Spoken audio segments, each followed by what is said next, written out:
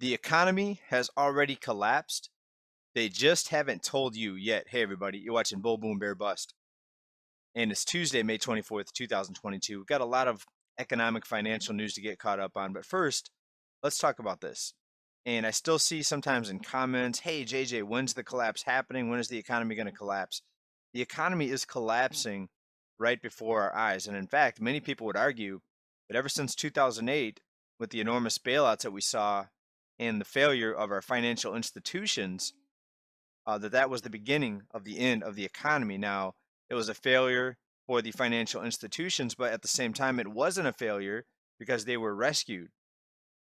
And this is what an economy looks like when it's collapsing, when you have to rescue the banks, when people can no longer pay back their loans, and you had a massive foreclosure wave, and then you had companies and institutions coming in, buying tons of homes, the home ownership rate drops. Sure, the economy may not be collapsing for the top 10%, and especially for the top 1%, but for the bottom 90%, most people are in record levels of debt. Most people will go through their life in debt, never getting out of debt. Most people will leave this world with debt.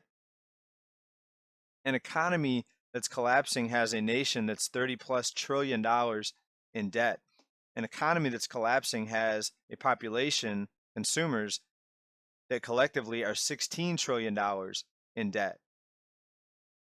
A nation with a collapsing economy has to implement rescue programs when people are out of work for just a few months. The cancellation of rent, the cancellation of loan payments, the cancellation of student loan debt, the forbearance on foreclosures. A nation with a collapsing economy has to re-implement adjustable rate mortgages for the average entry-level homebuyer to buy a home. A nation with a collapsing economy has to have the Federal Housing Administration implement 40-year mortgages for loan modifications to prevent a massive wave of foreclosures. Now, I remember listening to one of the major financial news broadcast news shows on the radio back in early 2009. And that was after the housing market started to crater. And at that time, they were still debating on if we were in a recession or if we weren't in a recession. And they kept talking about different numbers. Oh, look at the GDP. I'll look at the earnings for this company, that company. And that was several months into the actual recession, but they were still debating months later. And I think now we're years into what many would call a recession, even a depression, when you look at the levels of debt and the rescue programs and all the problems that we're facing. We have 50 plus million households in the US with food insecurity. We have food banks reporting food shortages.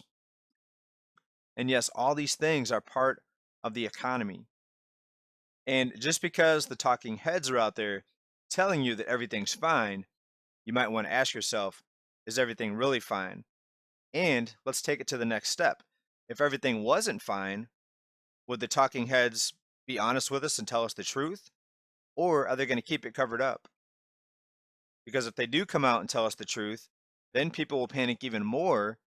And then that'll be a self fulfilling prophecy that would actually bring on even a deeper downturn in the economy. Because confidence would then be completely lost once the talking heads finally admit it and really say what's happening. Now, often when we look at other countries that have very noticeable collapsing economies, we see massive wealth inequality. But look what's happened right here in the US going back many decades.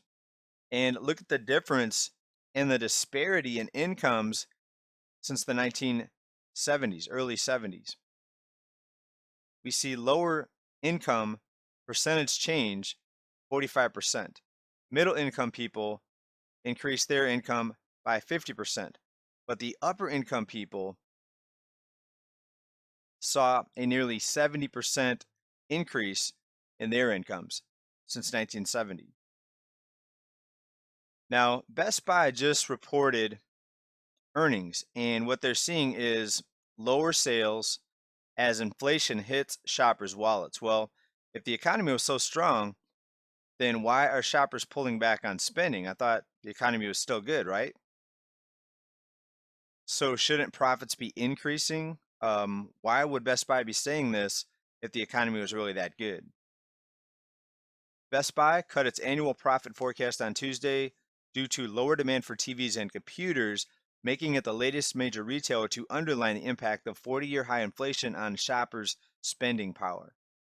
Recent article out of the Wall Street Journal. Davos, CEOs fret over economy, start to plan for downturn. Now, let's be clear, most of these CEOs, they're really not fretting over the economy. Are they really planning for a downturn in the economy? Or maybe they're just planning to run to their yachts in case everything falls apart. Article here out of the journal. Fears of an economic downturn have lately gathered steam. Corporate executives at the World Economic Forum have struck a mostly gloomy tone to match. Well, I guarantee it's not going to be gloomy for most of them, but it certainly will be gloomy for the average middle class working person. Another article today out of the journal. The stock market drop is hitting many 401ks harder this time.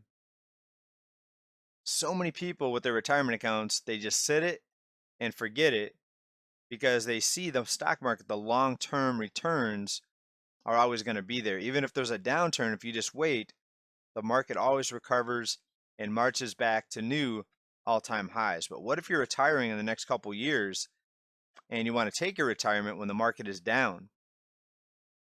Well, a lot of people are facing that harsh reality right now. And as we've reported here, many times a lot of people are even pushing off retirement because they see the rising cost of living. They see their 401ks just got smashed. And we have many people re-entering the workforce also, people in their late 60s, early 70s and beyond, which is, not another not good sign and a sign that the economy may not be as good as you might think.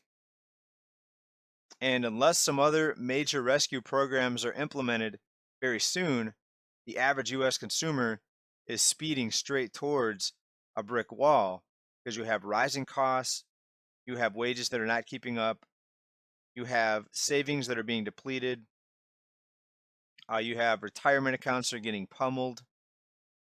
A lot of these people that bought their home in the last couple years are starting to realize that, wow, these taxes on a property of this value are not easy to keep up with. And the harsh reality is going to hit a lot harder here. And we're going to keep an eye on it for you. And grab your popcorn because this is all beginning to unfold more rapidly. And it's going to get very, very interesting as we progress into the year. Thanks everybody for watching.